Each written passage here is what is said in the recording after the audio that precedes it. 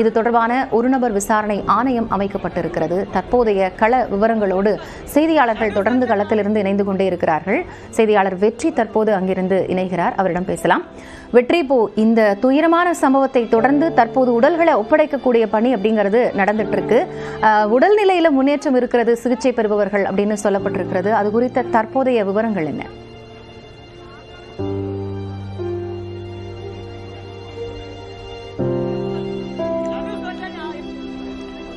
இந்த இடத்துல இப்போ சரியா ஏடிஜிபி டேவிட்சன் தேவாசீர்வாதம் சம்பவ இடத்துல ஆய்வு மேற்கொண்டு இருக்காரு. அதனுடைய நேரலை காட்சியை பார்த்துட்டு இருக்கிறோம். இந்த இடத்துல எப்படி நேற்று இரவு விஜயனுடைய பரப்புரை நிகழ்ந்த போதுதான் அவ்வளவு பெரிய துயரம் நிகழ்ந்தது. 39 பேருடைய உயிரிழக்க நேர்ந்ததுக்குண்டான ஒரு சூழல் எல்லாம் ஏற்பட்டது இந்த இடத்துல தான். அது தொடர்பாக இப்போ இந்த இடத்துல ஏடிஜிபி டேவிட்சன் தேவாசீர்வாதம் ஆய்வு மேற்கொண்டு இருக்காரு. சக காவல்துறை உயர் அதிகாரிகளோடு அப்புறம் இந்த பகுதி வாசிகளோடு அவர் சில விவரங்களை கேட்டுட்டு இருக்காரு. இந்த இடத்துல எப்படி நடந்துச்சு, ஏன் நடந்துச்சு அப்படிங்கிற ஒரு கேள்விகள் ரொம்ப முக்கியமானதாக எழுதுது. இதில் இன்னொரு முக்கியமாக சொல்லணும் அப்படின்னா இதை இந்த மரணங்கள் தொடர்பான விசாரிப்பதற்கு முதலமைச்சர் ஓய்வு பெற்ற நீதிபதி அருணா ஜெகதீசன் தலைமையில் விசாரணை ஆணையம் அமைச்சிருக்காங்க. அதுதான் இதுல முக்கியமா பார்க்கப்படுது. ஏன்னா காவல்துறை விசாரிக்கல, இதை நேரடியாக ஓய்வு நீதிபதியை விசாரிக்கிறாங்க. அதுல என்ன ஒரு முக்கியமான அறிவிப்பு தகவல் இப்ப அண்மையில் நமக்கு கிடைச்சிருக்கு அப்படின்னா, உடனடியாக விசாரணையை துவங்குறாங்க அருணா ஜெகதீசன். ஏன்னா முதலமைச்சர் கூட செய்தியாளர் சந்திப்பில் பேசும்போது நம்ம கேட்டோம், விசாரணை ஆணையங்களுடைய விசாரணைகள் காலதாமதம் ஆவதற்கு சூழல் இருக்குமே, அதுக்கான ஒரு கூடுதல் நேரம் எடுக்குமே அப்படின்னு கேட்டதுக்கு இல்ல உடனடியாகவே விசாரணையை துவக்கி உடனடியாக விசாரணை நடத்தி அவங்களுடைய அறிக்கையை சமர்ப்பிக்க சொல்லி உத்தரவிட்டிருக்கிறதாக முதலமைச்சர் இருந்தார். அதனால இன்னைக்கே ஓய்வு பெற்ற நீதிபதி அருணா ஜெகதீசன் அவர்கள் இன்னைக்கே விசாரணையை துவங்குவதற்கான ஒரு சாத்தியங்கள் இருக்குது. ரொம்ப முக்கியமாக எழக்கூடிய அடிப்படை கேள்விகள் நிறைய இருக்குது. ஏன்னா பொறுப்பு டிஜிபி அளித்திருக்கக்கூடிய அந்த விபத்து தொடர்பான அந்த சம்பவம் தொடர்பான அறிக்கையில கூட விஜய் சொன்ன நேரம் வேற, அவர் இந்த இடத்துக்கு வந்த நேரம் அப்படிங்கிறது வேற. 7 மணி நேரம் தாமதமாக வர்றதுனால கூட்டம் 10,000 பேர் வருவாங்கன்னு அவங்க எதிர்பார்த்து கொடுத்திருந்ததை விட அதிக 2-3 மடங்கு கூட்டம் வந்துச்சு. அவ்வளோ பெரிய கூட்டத்தில் அவங்களுடைய விஜயனுடைய பரப்புரை வாகனம், அவங்களுடைய கான்வாய் எல்லாம் போறதுக்கான ஒரு வழி ஏற்படுத்தப்படலை முன்கூட்டியே. அவ்வளவு பெரிய கூட்டம் நிற்கும் போது ஒரு ஆள் நகர்ந்து போறது கூட வழி இல்லாத இடத்துல ஒரு பெரிய பேருந்தே நகர்ந்து போகும்போது எவ்வளவு பெரிய நெரிசல் ஏற்படும் பாருங்க. காட்சியில பாத்தீங்கன்னா தெரியும், அவங்க நகர்ந்த மொத்தமா ஒரு அலை சாயிற மாதிரி, ஒரு கட்டிடம் சாயிற மாதிரி அந்த மக்களோட நகர்வு தெரியும். அந்த பேருந்து உள்ள வரும்போது அவ்வளவு பெரிய நெருக்கடி.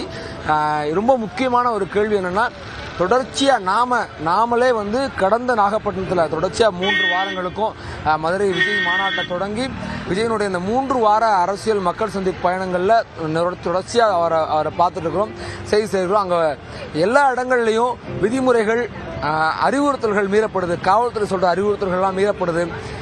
ரொம்ப முக்கியமா மீறப்படுற அறிவுறுத்தல் என்னன்னா, குழந்தைய கூட்டு வராதீங்க அப்படிங்கறதுதான். கடந்த முறை நாகப்பட்டினத்தில் கூட நாமளே நேரடியாக நிறைய பேரை பார்க்கிறோம். வயதான பெண்கள், அப்பா அம்மா எல்லாரும் 1 வயசு 2 வயசு 3 வயசு குழந்தைங்களை அழைச்சிட்டு வர்றது இது என்ன மாதிரி மனநிலை? தப்பு இல்லையா? எவ்வளவு தூரம் அறிவுறுத்துறோம், எவ்வளவு தூரம் சொல்றாங்க, போலீஸ் எவ்வளவு சொல்றாங்க, கட்சி எவ்வளவு சொல்லுது, ஏன் கேட்க மாட்டீங்கன்னு கேட்கும் போதெல்லாம் கூட அவங்க ரொம்ப பொறுப்பு இல்லாம லட்சியமா தான் எங்களுடைய குழந்தை நாங்கள் அழைச்சிட்டு வருவோன்ற மனநிலை தான் பேசுனாங்க. அப்படித்தான் அவங்க பேசிட்டு இருக்கிறாங்க. அதனுடைய நீட்சியாகத்தான் பார்க்கிறோம். அந்த பொறுப்பின்மை, அந்த அலட்சிய மனநிலையினுடைய வினையாகத்தான் இவ்வளவு பெரிய இழப்பை நாம சந்திக்கிறதுக்கான ஒரு சூழல் உருவாயிருக்குது. அது அடிப்படையில் தனிநபரா நமக்கு இருக்க வேண்டிய பொறுப்பின்மையை காட்டுது. அதே சமயம் ஒரு பிரச்சாரத்தை திட்டமிடுறதுல என்ன மாதிரியான குளறுபடிகள் நடந்திருக்கு அப்படிங்கிறதும் பல்வேறு கேள்விகள் எழுப்புது. இதுல அடிப்படையாக நிகழக்கூடிய பிரதானமானது ஒன்று எல்லா பிரச்சாரங்கள், இந்த மக்கள் சந்தி பயணம் துவங்கினதுல 3 வாரமாகவே குறிப்பிட்ட நேரத்துக்கு அந்த பிரச்சாரங்கள் எங்கேயுமே துவங்கினதில்லை, துவங்குறதுக்கான சூழல்கள் ஏற்படுத்தப்பட்டதில்லை. தொண்டர்களுடைய இடையூறுகள் தொடர்ச்சியாக நடந்துட்டு இருக்கு. அதை தவிர்க்கிறதுக்கு கட்சி சார்பில் நடவடிக்கை எடுக்கப்படலை. இவர்கள் நியமிக்கிற அந்த பொறுப்பாளர்கள் ஒவ்வொரு மாவட்டத்துக்கும் பொறுப்பாளர் நியமிக்கிறாங்க. அப்படி நியமிக்கப்பட்ட பொறுப்பாளர்கள் எல்லாம் இந்த காவல்துறை சொல்லக்கூடிய அறிவுறுத்தல்கள் எவ்வளவு அவங்க ஃபாலோ பண்றாங்க, எவ்வளவு நடைமுறைப்படுத்தப்படுது, இது எல்லாமே கேள்விக்குறியா இருக்குது. இந்த இடத்துல இவ்வளவு பெரிய கூட்டம் வரும்போது விஜய் இந்த இடத்துல பேச ஆரம்பிக்கும் போது முதல் வார்த்தையே பைபாஸ்ல இருந்து அவர் இந்த கரூர் ஈரோடு ரோட்டுக்கு வேலுசாமிபுரத்துக்கு வர்றதுக்கு காவல்துறை தான் உதவியா இருந்தாங்க, அவங்க இல்லைன்னா வந்திருக்க முடியாது நன்றி சொல்லி துவங்குறாரு. பின்னாடி அதுக்கப்புறம் இறுதியில் பேசும்போது திரும்ப காவல்துறையை கட்டுப்பாடுகள் விதிக்கிறதாக சொல்றாரு. வேற இடங்கள்ல அந்த மாதிரியான காவல்துறை மேல குற்றச்சாட்டுகளையும் வைக்கக்கூடிய ஒரு பேச்சையும் ஒரு முரண்படுற பேச்சையும் கூட அரசியலாளர்கள் விமர்சிக்கிறாங்க. அப்படித்தான் இந்த விபத்து தொடர்பா இந்த இவ்வளவு பேருடைய உயிரிழப்பு தொடர்பா நம்ம நீதிபதி அருணா ஜெகதீசன் அவருடைய விசாரணையில இந்த விவகாரங்கள் எல்லாம் கேள்விக்கு உட்படுத்துறாங்க. இது தொடர்பாக எல்லாம் விசாரிக்கிறாங்க. காவல்துறையிட்ட அவங்க குறிப்பிட்ட அளவு என்ன, இங்க வந்திருந்த கூட்டம் அளவு என்ன, எவ்வளவு விதிமுறைகளை முழுமையாக இவங்களால பின்பற்றியிருந்தாங்க, இந்த இடத்துல கூட்ட நெரிசல் ஏற்படும் போது இந்த தகரம் உடைஞ்சு இங்க செய்யப்பட்டிருந்த மின் இணைப்பு பாதுகாப்புக்கு முன்னெச்சரிக்கையாக மின்சார வாரியம் சார்பில் மின் இணைப்பு துண்டிச்சிருந்தா கூட ஜெனரேட்டர் வச்சு இங்க அந்த லைட் எல்லாம் போட்டிருந்தாங்க. அதெல்லாம் இரவுல நைட்டு அணைஞ்சு போகுது. அணைஞ்ச இடத்துல தான் அந்த வெளிச்சம் இல்லாத நேரத்தில் தான் விஜய் பேச துவங்குறாரு. உடனடி அந்த அவருடைய வாகனம் வரும்போது அந்த நெரிசல் ஏற்பட்டு தான் அவ்வளவு பேர் மயங்கி விழுந்து அவ்வளவு பெரிய துயரம் நிகழ்ந்ததற்கான காரணங்களா பல்வேறு விதமான கேள்விகளை, பல்வேறு குளறுபடிகள் நடந்திருக்கும், இதுல பல்வேறு விதிமீறல்கள் நடந்திருக்கும். இது எல்லாமே கேள்விகளாகக்கூடிய கட்சத்தில் அந்த கேள்விகளை எல்லாம் இது தொடர்பாக எல்லாம் விசாரணையை ஓய்வு நீதிபதி அருணா ஜெகதீசன் தீவிரப்படுத்திருக்கிறார். இன்னைக்கே அவருடைய விசாரணையை துவங்குறதாக தகவல் வெளியாக இருக்குது. விரைவிலேயே அதுக்கான அறிக்கையை அவர் தாக்கல் செய்வார் அப்படின்னும் தகவல் கிடைச்சிருக்குது. காயத்ரி, நிச்சயமா வெற்றி, நீங்க குறிப்பிட்ட மாதிரி அடுத்தடுத்த கேள்விகள் அப்படிங்கிறது நிறைய இருக்கு. இவ்வளவு ஒரு பெரும் துயரான சம்பவம் இன்னும் யாராலையும் அதுல இருந்து மீள முடியாத அளவுக்கு ஒரு பெரிய பாதிப்பு கொடுத்திருக்கு அப்படிங்கறத பார்க்கலாம். களத்துல இருங்க, நம்ம தொடர்ந்து பேசலாம். தற்போது செய்தியாளர் கார்த்திகேயன் மருத்துவமனை பகுதியிலிருந்து இணைந்திருக்கிறார், அவரிடம் பேசலாம். கார்த்திகேயன், இப்போ மருத்துவமனையில சிகிச்சை பெற்று வரக்கூடியவர்களுக்கு நல்ல முன்னேற்றம் இருக்கு அப்படின்னு டேவிட்சன் ஆசீர்வாதம் தெரிவிச்சிருந்தார் ஏடிஜிபி. தற்போதைய நிலை என்ன?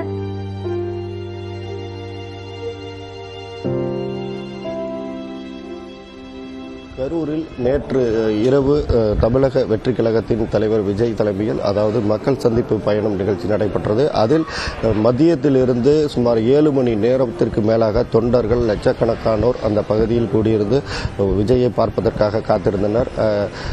சுமார் 3 மணிக்கு ஆரம்பிக்கும் என்று அறிவித்திருந்த நிலையில் 7 மணி தொடர்ந்து கரூர் வந்தனர். ஆனால் அந்த பகுதி வருவதற்கு மற்றும் 8:30 மணி நேரத்திற்கு மேலாக ஆகிவிட்டது. அதன் பிறகு விஜய் பேச துவங்கியவுடன் நெரிசல் ஏற்பட்டு அந்த இடத்துல ஒரு பரபரப்பான சூழ்நிலை ஏற்பட்டது. தொடர்ந்து ஆம்புலன்ஸ் வர வைக்கப்பட்டு அங்கிருந்து ஏற்றப்பட்ட நிலையில் தொடர்ந்து நூற்றுக்கணக்கான ஆம்புலன்ஸ்கள் வர வைக்கப்பட்டு கிட்டத்தட்ட 110 பேர் அந்த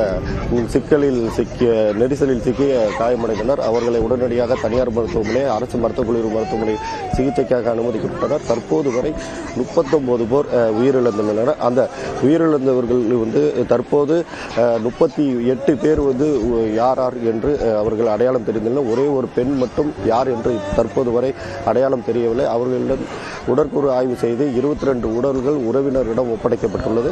இந்த நிகழ்ச்சியை தெரிந்து கொண்ட தமிழக முதல்வர் அதிகாலையில் நேரில் இங்கு காயம்பட்டவர்களுக்கு ஆறுதல் கூறியும் மற்றும் இறந்தவர்களின் உடல்களுக்கு மணல் நிலையம் வைத்தும் அஞ்சலி செலுத்தினார். மற்றும் ஆறுதல் கூறியதற்கு பிறகு பல்வேறு அமைச்சர்கள், அதாவது தமிழகத்தில் இருந்து அவருடன் அமைச்சர்களும் வந்திருந்தார்கள். இங்கு ஆறுதல் கூறி இரவில் இருந்து இந்த முன்னாள் அமைச்சர் செந்தில் பாலாஜி மற்றும் கரூர் எம்பி ஜோதிமணி உள்ளிட்டோர் இந்த பகுதியில் இருந்து விடியற் காலை வரையும் இங்கிருந்து அனைத்து ஏற்பாடுகளையும் மருத்துவமனைக்கு ஆலோசனைகளையும் வழங்கினார்கள். மற்றும் மாவட்ட ஆட்சியர் தங்கவேல், மாவட்ட காவல் கண்காணிப்பாளர் மற்றும் ஏடிஜிபி டேவிட் ஆசீர்வாதம் முதற்கொண்டு தற்போது இங்கு ஆய்வு செய்துள்ளார்கள். குறிப்பாக இன்னும் ஒரு பெண் மட்டும் யார் என்று அடையாளம் தெரியவில்லை. குறிப்பாக ஒரே குடும்பத்தில் ஒரு தாய் மற்றும் 2 குழந்தைகள், 2 பெண் குழந்தைகளும் இறந்துள்ளது. மேலும் ஒருவரின் விவசாய கூலி செய்வருடைய அவருடைய மனைவி, ஒரே ஒரு மகள், 2 பேருமே இறந்தது வந்து பெரும் சோகத்தை ஏற்படுத்தியது. அவர் வந்து ஒரே கிராமத்தில் உள்ள அருகருகே கிராமத்தைச் சேர்ந்தவர்கள் என்பதால் அந்த பகுதியில் பெரும் சோகத்தை ஏற்படுத்தியது. குறிப்பாக அரசு மருத்துவக் கல்லூரி மருத்துவமனையில் நேற்று இரவு முதல் ஆயிரக்கணக்கான உறவினர்கள், பொதுமக்கள் இங்கு கூடி அந்த அழுகை குறைகளாகவே இங்கே இருந்தது. ஏனென்றால் 39 உயிர்கள் பிரிந்த நிலையில் அங்கு உறவினர்கள் அழுது கொண்டே இருந்தனர். மேலும் 60க்கும் மேற்பட்டவர்கள் இங்கு சிகிச்சையில் இருந்து வருகின்றனர். தனியார் மருத்துவமனையில் 30க்கும் மேற்பட்டோர் சிகிச்சையில் இருந்து வருகின்றனர். இந்நிலையில் தான் அந்த பல கட்ட விதிமுறைகள் 11 விதிமுறைகள் வகுத்திருந்தாலும், அதாவது சென்ட்ரி மீடியலில் ஏறக்கூடாது, மரக்கிளைகளில் ஏறக்கூடாது என்று விதிமுறைகள் விதித்திருந்தாலும் தொண்டர்கள் விஜயை பார்ப்பதற்காக லட்சக்கணக்கானோர் கூடியிருந்ததால் அந்த விதிமுறைகளை நடைமுறைப்படுத்த முடியவில்லை, அவர்கள் கட்டுப்படுத்த முடியவில்லை சூழ்நிலை ஏற்பட்டது. இந்நிலையில் அந்த சுற்றியுள்ள பாதுகாப்பு பணியில் காவல்துறையினர் 350 பேர் பாதுகாப்பு பணியில் இருந்திருந்தாலும் அந்த பகுதியிலும், அதாவது ஸ்டார்டிங் மற்றும் முடியக்கூடிய இடத்தில் மட்டும்தான் அதிக காவல்துறை இருந்தனர். அந்த இடத்தில் காவல்துறையினர் 100க்கும் மேற்பட்டோர் பாதுகாப்பு பணியில் இருந்திருந்தாலும் இந்த நெரிசலை வந்து கட்டுப்படுத்த முடியாத நிலையில் விஜயை பார்ப்பதற்காக இளைஞர்கள் முதல் பெண்கள், குழந்தைகள் முதல் லட்சக்கணக்கானோர் அங்கு கூடியதால் அந்த நெரிசலை தவிர்க்க முடியாத சூழ்நிலை ஏற்பட்டது. அந்த நெரிசலில் சிக்கித்தான் 39 உயிர்கள் பலியாகி இருக்கிறது. மேலும் 110 பேர் வந்து தற்போது வரை அரசு மற்றும் தனியார் மருத்துவமனையில் சிகிச்சை பெற்று வருகின்றனர். அவர்களுக்கு அனைத்து விதமான சிகிச்சையும் வழங்கப்பட்டு வருகிறது. தற்போது வரை அனைவரும் நலமாக இருப்பதாகவும் காவல்துறையும் மாவட்ட நிர்வாகமும் தெரிவித்துள்ளனர். தற்போது 39 பேர் உயிரிழந்த நிலையில் 34 பேர் உடற்கூறு ஆய்வு செய்யப்பட்டு 22 உடல்கள் உறவினரிடம் ஒப்படைக்கப்பட்டுள்ளது. மீண்டும் அந்த பணி வந்து தற்போது அந்த உடலை உறவினரிடம் ஒப்படைப்பதற்கான பணிகளையும் மேற்கொண்டு வருகிறோம். ஒரே ஒரு பெண் மற்றும் யார் என்று தற்போது வரை தெரியாத சூழ்நிலையில் இருந்து வருகிறது. கார்த்திகேயன் இணைப்பில் இருங்க, நம்ம தொடர்ந்து பேசலாம். தற்போது ஏடிஜிபி தேவாசீர்வாதம் களத்தில் ஆய்வு செய்து வரக்கூடிய நிலையில் அது குறித்த விவரங்களோடு செய்தியாளர் ரகுவரன் அந்த பகுதியிலிருந்து இணைகிறார். ரகுவரன், இப்போ ஆய்வு பணியை ஏடிஜிபி தேவாசீர்வாதம் தொடங்கி இருக்கிறார். இந்த ஆய்வு பணிக்கு பிறகாகத்தான் வந்து என்னென்ன விஷயங்கள் நடவடிக்கை எடுக்கப்பட்டது என்பது தொடர்பான விவரங்கள் தெரிவிக்கப்படும் அப்படின்னு குறிப்பிட்டிருந்தார் தன்னுடைய செய்தியாளர்கள் சந்திப்பில். எந்தெந்த இடங்கள் அனுமதி வழங்கப்பட்டது, அனுமதி வழங்கப்பட்ட இடத்தில் எவ்வளவு காவலர்கள் இருந்தார்கள், கூடுதல் காவலர்கள் தேவைப்பட்டார்களா, எதிர்பார்த்ததை விட கூட்டம் அதிகமாக இருந்ததா, கூட்டத்தை சமாளிக்கக்கூடிய வகையில் போதுமான ஏற்பாடுகள் அந்த பகுதியில் இருந்ததா என்பன போன்ற பல கேள்விகள் இந்த சம்பவத்தை தொடர்ந்து எழுந்திருக்கக்கூடிய நிலையில் முதலமைச்சர் மு.க. ஸ்டாலின் அருணா ஜெகதீசன் தலைமையில், ஓய்வு பெற்ற நீதி அரசர் அருணா ஜெகதீசன் தலைமையில் ஒரு ஆணையத்தை அமைத்திருக்கிறார். இந்த ஒரு நபர் ஆணையமும் இன்று தன்னுடைய விசாரணையை தொடங்கி இருக்கிறது. ஆணையத்தினுடைய விசாரணை அறிக்கையை பொறுத்து அடுத்த கட்ட நடவடிக்கை எடுக்கப்படும் என்று நள்ளிரவில் முதலமைச்சர் செய்தியாளர்கள் சந்திப்பில் தெரிவித்திருந்த நிலையில் தற்போது களத்தில் ஏடிஜிபி தேவாசீர்வாதம் நேரில் ஆய்வு செய்து வருகிறார். அந்த பகுதிகளில் இருக்கக்கூடிய மக்களிடம் நடைபெற்ற சம்பவங்கள் குறித்தும் அது தொடர்பான விவரங்களையும் அவர் ஆய்வின் போது கேட்டறிந்ததை பார்க்க முடிந்தது.